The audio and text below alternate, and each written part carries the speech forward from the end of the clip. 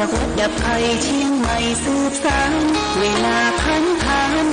131 ปีงามไกลวัดพระบาทอุดมรุ่งเรืองงามตาเจ้านายบุญธรรมสาขาหลวงพวงเชียงใหม่ปกครองหัวเมืองฟ้าทุ่มเทแรงกายแรงใจทุกชาติพันธุ์รวมใจรักษา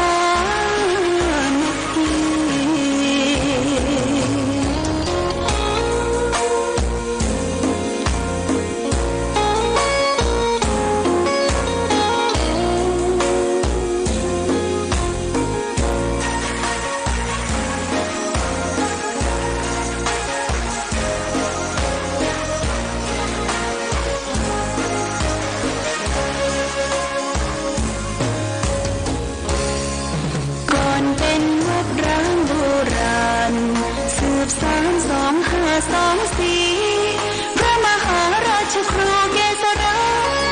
ปัญญาปรมาภิกาจารย์จากวัดดับภัยเชียงใหม่สืบสานเวลาพันผ่าน131 ปีงามไกล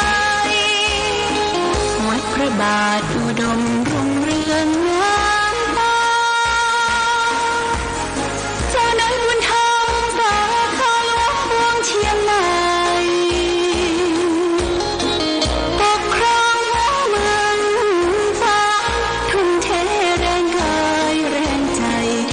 ชาติพันธุ์รวมใจรักษา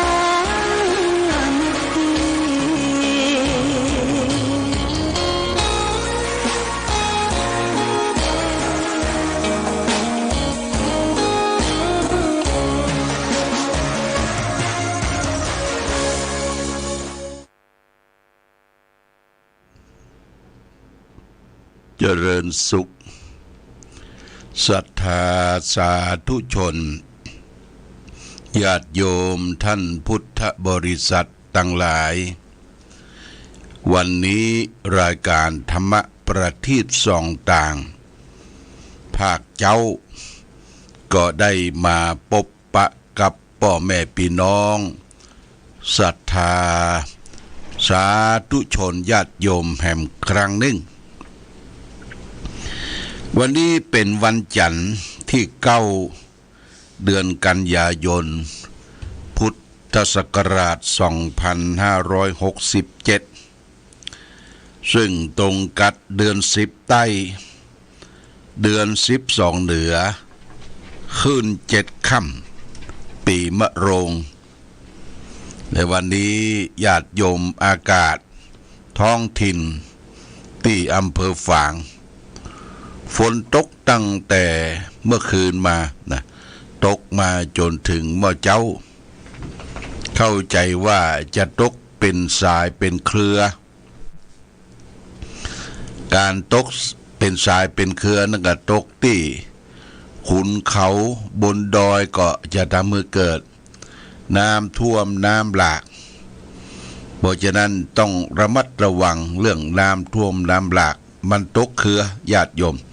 ตกเครือก็ทำให้ทางบนน่ะมันจะทะทางกั้นน้ำเป็นแอ่งไว้เฮาอยู่ทางลุ่มก็ต้องระมัดระวังน้ำล้นตลิ่งน้ำมาวน้ำแม่มาวที่เฮาพาใจกลางเมืองอำเภอฝางและก็น้ำฝางไหลมาจากขุนน้ำฝางอำเภอชัยปราการก็ไหลขึ้นมาตั้งเหนือนางเหนือบางทีมันจะออกโลนฝั่งขุนน้ำปิงไหลไปทางใต้นี่ก็ต้องระมัดระวังเช่นเดียวกันเพราะฝนมันตกขุนน้ำปีนี้น้ำดีเกินกว่าไปท่วมให้นาป่าตาศรัทธาญาติโยมรับความเสียหายพี่น้องจังไห้พี่น้องพะเยาพี่น้องเมืองแป้พี่น้องเมืองน่านพี่น้องสุโขทัยหลายตั้งหลายที่ ก็ทำให้พืชพันธุ์ธัญญาหารโดยเฉพาะอย่างยิ่งก็คือข้าวกล้าไร่นาถูกท่วมไปเป็นพันไร่นะญาติโยม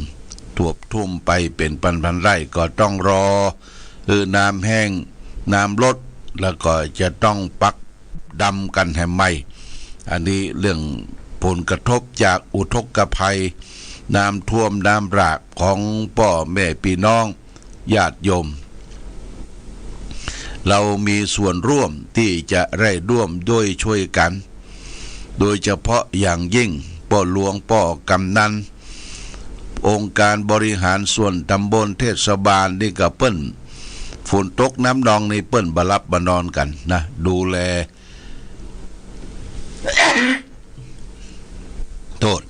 ดูแลพี่น้องประชาชนที่ได้รับผลกระทบอันนี้ว่าร่วมด้วยช่วยกันซับน้ำตากันนะญาติโยมในช่วงฝนตกนักตกนาน้ำนองนี่ก็ได้ยินข่าวที่หมู่ค้ายาเสพติดนะมาตั้งเหนือเขาเนี่ยนะตั้งเหนือเขานี่ตั้งแต่ดอยผาหมีมาถึงบนดอยห้วยน้ำเย็นก็ทางราชการทหารตำรวจตระเวนชายแดนผู้ปราบปรามยาเสพติดก็ได้ไปปะทะกันที่บนดอยห้วยน้ำเย็นนี่ก็มีผู้เสียชีวิตไป6 คนนะคนต่างด้าวคนต่างถิ่นได้เปิดเอายามาเพื่อจะเอามาขายมามอมเมาฮื้อแก่ลูกหลานพี่น้องประชาชนอยู่ตั้งลุ่มตั้งป้างเสพเข้าไปก็จะเป็นบินเป็นบ้าบ่ฮู้จักตัวเองบ่ฮู้จักตัวเก่าเป็นผลกระทบต่อประเทศชาติบ้านเมืองเราและท่านทั้งหลายเพราะฉะนั้นก็ต้องรู้เบาะแสเนื้อญาติโยมใครรู้เบาะแสที่ไหนจำหน่ายที่ไหนก็ช่วยแจ้งตำรวจทางการเพื่อได้รับทราบนี่เฮาป้องกันลูกหลานเยาวชนของเฮาเป็นลูกหลานที่มีคุณภาพมีพลานามัยสมบูรณ์บ่ต้องอัยแยงบ่ต้องไปติดยาเสพติดเรื่องยาตั้งหลายตั้งปวงนะคนที่มันบ่ฮู้บ่เข้าใจเนี่ยหลงละเลงไปต่างๆบางคนเป็นละอ่อนนุ่มบ่ฮู้เรื่องเอากาวมาดมว่าญาติโยมกาวนี่ทำลายปอดตับหมดนะปอดตับนี่แหละเอากาวที่เปิ้นปะยางรถยนต์เอามาจกดมหูบเอาใส่ถุงพลาสติกแล้วเอาซุปหูดังว่าโอ้ปดโตเอาอันตรายดมกาวดมทินเนอร์ดมอย่างต่างๆเนี่ยคนบ่ฮู้จักว่าเกิดมาอย่างคนเฮาเกิดมาเนี่ยต้องรู้จักสภาพของความเกิดตนเองว่าเฮาได้ประโยชน์อันใดในเชื้อชาติเกิดเขามาชาติหนึ่งก็ได้ทำประโยชน์ที่ดีขึ้นนะอันนี้ฝากไว้วันนี้วันจันทร์ที่9เปิ้นวางศิลาฤกษ์นะญาติโยมที่พุทธมณฑลบ้านโทกเสืออำเภอตำบลสันติสุขอำเภอปุ้นตังจอมสันตะตองอำเภอก็จำอำเภอไม่วางอำเภอชำบะตองในอำเภอเปิ้นวางศิลาฤกษ์ที่พุทธมณฑลเชียงใหม่โดยเจ้าประคุณสมเด็จวัดโพท่าเตียนเปิ้นมาเป็นประธานเจ้าคณะใหญ่หนเหนือเจ้าเดินใหญ่หนเหนือได้มาเป็นประธานก็ประมาณสัก8 โมงนะญาติโยมนี่ก็ได้บอกได้กล่าวว่าตังตมาภาพก็ติดงานมาสามารถที่จะไปร่วมงานวางศิลาฤกษ์สร้างพระใหญ่ได้พระใหญ่นี่เพิ่นจะสร้างพระยืนนะพระยืนสูง32 เมตรนะสูง32 เมตรที่พุทธมณฑลเชียงใหม่ที่บ้านโทกเสือพุทธมณฑลเชียงใหม่แล้วก็สำหรับอำเภอฝางอำเภอแม่อายและอำเภอชัยปราการ ได้ประชุมกันไปรอบหนึ่งแล้วเปิ้นได้ป่งตกยกคือเฮาได้ดูแลที่เมืองกุสินาราเป็นที่พระพุทธเจ้าเสด็จดับขันธปรินิพพานนะเมืองกุสินาราเป็นที่พระพุทธเจ้าเสด็จดับขันธปรินิพพานสุดท้ายเขาก็จะได้สร้างพระนอนนะพระนอนพระปางปรินิพพานนะปางปรินิพพานคือจะนอนราบจะนอนราบคือนอนเอามือข้างขวาเนี่ยนอนเถ่งมือไว้นอนราบตรงกันข้ามกับเหมือนกับปางสายญาติปางสายญาตินี่เพิ่นจะปกกระงกขึ้นมีทางเสียงสูงขึ้นนี่เราก็จะได้ร่วมกันสร้างปางปรินิพพานนะเสด็จดับขันธปรินิพพานบางท่านบางคนตู้เจ้าบางตนบ่ฮู้เรื่องว่าเป็นปางตายเป็นปางตายไปเอาปางตายมายี่หยังอีลูกโอ้เป็นปางที่พระพุทธเจ้าเสด็จดับขันธปรินิพพานสุดยอดของปางธรรมะพระพุทธเจ้าได้แสดงธรรมะในปรินิพพานสูตรว่าความสุขของเราชาวพุทธทั้งหลายได้มีสองอย่างคือสุขกายสุขใจสุขกายก็คือกายบ่มีพันธะผูกพันมีบ่ฆ่าสัตว์ตัดชีวิตบ่ลักเล็กขโมยน้อยยิบฉวยบ่ประพฤติผิดในการบ่ดื่มสุราและเมลัยอันนี้เราทำเนี่ยเกิดความสุขกายสุขใจต้องเข้าประพฤติปฏิบัติธรรมสูงสุดก็คือนิพพานอย่างที่พระพุทธเจ้าได้เสด็จดับขันธปรินิพพาน2 ครั้งครั้งแรกเมื่ออายุพระชนมายุได้29ได้35พรรษาพระองค์ได้เสด็จออกบวชเมื่ออายุ29ใช้เวลาถึง6 ปีจึงได้ตรัสรู้ธรรมของพระองค์เรียกว่านิพพานครั้งหนึ่งเรียกว่าอุปติเสสนิพพานธาตุนิพพานที่มีเบญจขันธ์5เหลือมีเบญจขันธ์5เหลือรูปเวทนาสัญญาสังขารวิญญาณอยู่ครบนะคือหมดกิเลสหมดกิเลสนิพพานครั้งสุดท้ายเมื่อพระพุทธเจ้าได้สั่งสอนธรรมเป็นเวลาถึง45 ปีพระองค์ก็ไปเสด็จดับขันธปรินิพพานที่เมืองกุสินาราญาติโยมเมืองกุสินาราการเสด็จดับขันธปรินิพพานของพระพุทธเจ้านะคือหมดทั้งขันธ์5หมดทั้งกิเลสเรียกว่าเป็นความสุขยอดของเราชาวพุทธทั้งหลายก็คือนิพพานนะญาติโยมสุขสุดยอดคือนิพพานนะอันนี้คือเราจะได้สร้างปางปรินิพพานของสมเด็จพ่อของเราคือพระบรมศาสดาเรียกว่าสมเด็จพ่อไว้จารึกในโลกไว้จารึกในพุทธมณฑลที่เปิ้นสร้างไว้ที่บ้านโทกเสืออำเภอเมืองตำบลสันติสุขอำเภอดอยหล่อตำบลสันติสุขอำเภอดอยหล่อนะเราจะได้ไปกึดไปสร้างกันที่หั่นแต่จะกึดจะสร้างสถานที่เสด็จดับขันธปรินิพพานหรือว่ากุสินาราเนี่ยเราก็ต้องสร้างองค์สมเด็จพ่อก่อนปางเสด็จดับขันธปรินิพพานเนี่ยญาติโยมเราจะได้มีส่วนร่วมโดยช่วยกันเปิ้นจะรอจะเททองเมื่อใดก็จะบอกคือแล้วก็จะมีแผ่นตองคือเฮาได้ปู่จากันแผ่นละ20 บาทนี่เปิ้นจะเอาแผ่นตองมาหลอมนั่นเป็นหลอมรอเบ้ารอองค์พระปางปรินิพพานหักค่าแผ่นตองเป็นเจ้าภาพแล้วเหลือนั่นก็จะได้เป็นค่าแรงค่ามือค่าช่างค่าตองค่าอย่างต่างๆที่จะได้เป็นรูปเป็นองค์ปางเสด็จดับขันธปรินิพพาน ปางนี้คนเกิดวันอังคารเลยญาติโยมคนวันเกิดวันอังคารเป็นปางพระนอนเนี่ยนะเกิดวันอังคารอันนี้ก็ประชาสัมพันธ์ญาติโยมท่านสาธุชนได้รับทราบและเป็นกระสายที่กล่าวเนื่องของพุทธมณฑลวันนี้เปิ้นวางศิลาฤกษ์พระยืนพระทศพลยานพระยืนเนี่ย12 เมตรสูง12 เมตรที่พุทธมณฑลประมาณสัก8 โมงครึ่งเนี่ยญาติโยมนะเข้าใจว่าจะประมาณ8 โมงปลายเจ้าพระคุณสมเด็จวัดโพท่าเตียนเจ้าคณะใหญ่พลเหนือ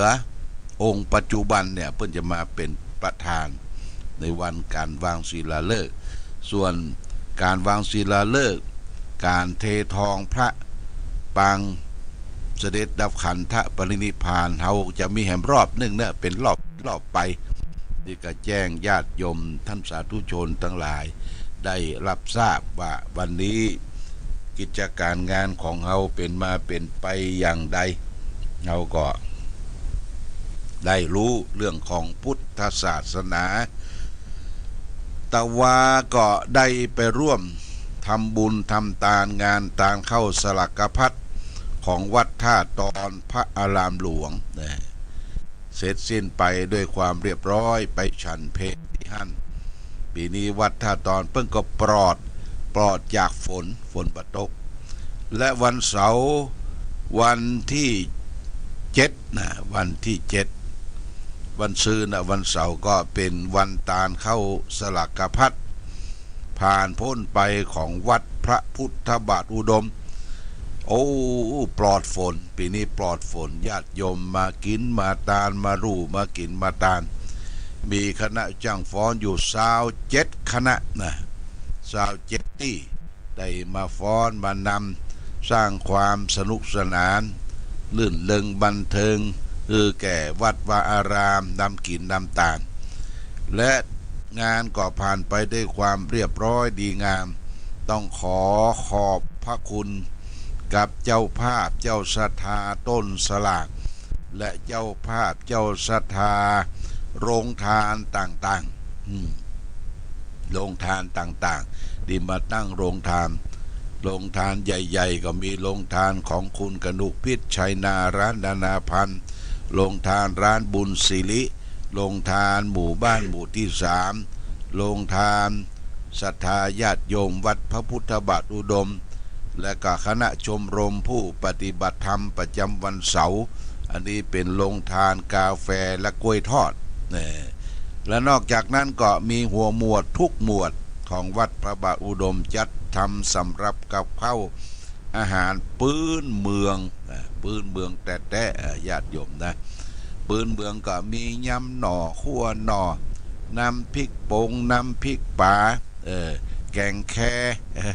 เป็นอาหารพื้นเมืองแล้วก็ยังมีลาบอยู่ลาบนี่ก็หมวดส่วนดอกเปิ้นรับเป็นเจ้าภาพลาบขมได้จัดจ้านเลี้ยงดูคณะช่างฟ้อนคณะช่างฟ้อนต้องขออภัยตัวเนอะ ได้รับทราบข่าวว่าปีนี้บ่นึกบ่ฝันเปิ้นจะมานักมาหลายสถานที่บ่ได้เตรียมไว้เพียงพอบางทีเฮา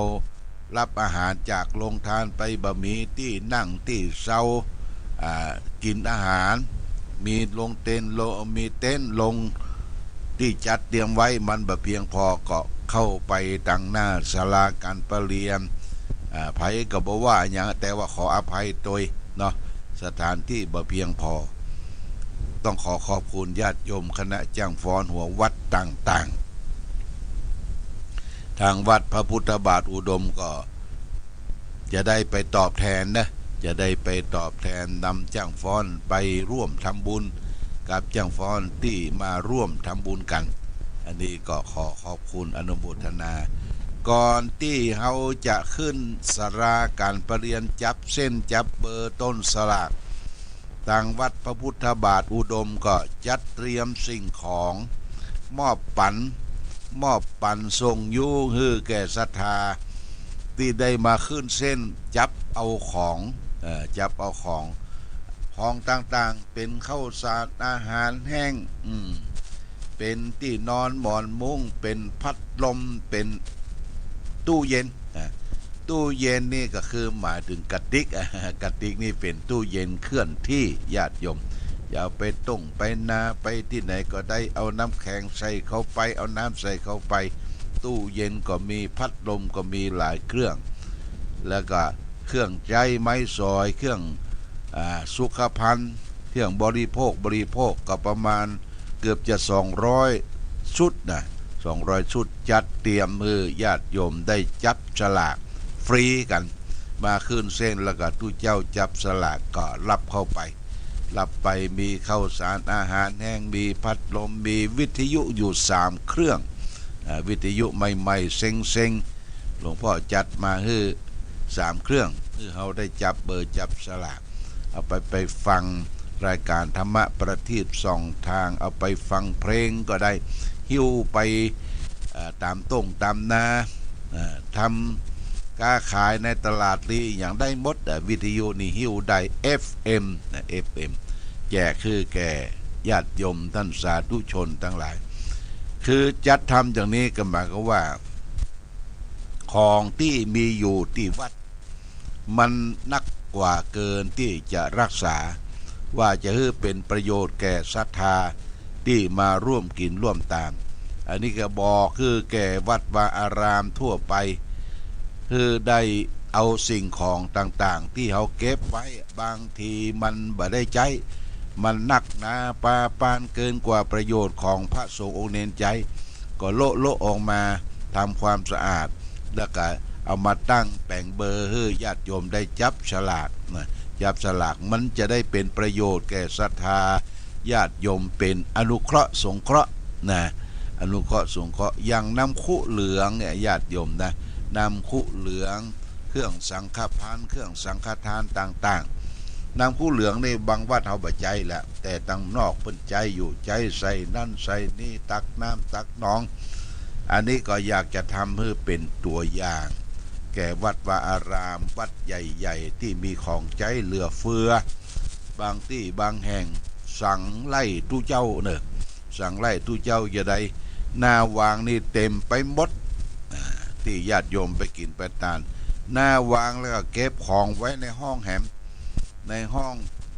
ลุ่มเตียงปืนเตียงบนเตียงตู้เจ้าจนบ่มีที่นอนสั่งไล่ตู้เจ้าคราวนี้โละเพลวัดเพลวาทำความสะอาดเอามากินมาตานมารูมาตานคือแก่ญาติโยมท่านสาธุชนที่เปิ้นไปเป็นจ้างฟ้อนป้องเป็นคณะคนขับรถป้องยังป้องก็ได้รางวัลกันไปนะที่วันที่7ที่ผ่านพ้นมาเนี่ยก็เป็นดีนะเป็นสิ่งที่ดีร่วมโดยช่วยกันวัดเฮาก็จะได้สะอาดสะอ้านยกบัตรยกเบอร์พิธีการก็มีอย่างนักเพียงแต่ว่าญาติโยมไปถึงวัดเป็นจ้างฟ้อนก็ตามศรัทธาญาติโยมในบ้านก็ตามที่ไหนก็ตาม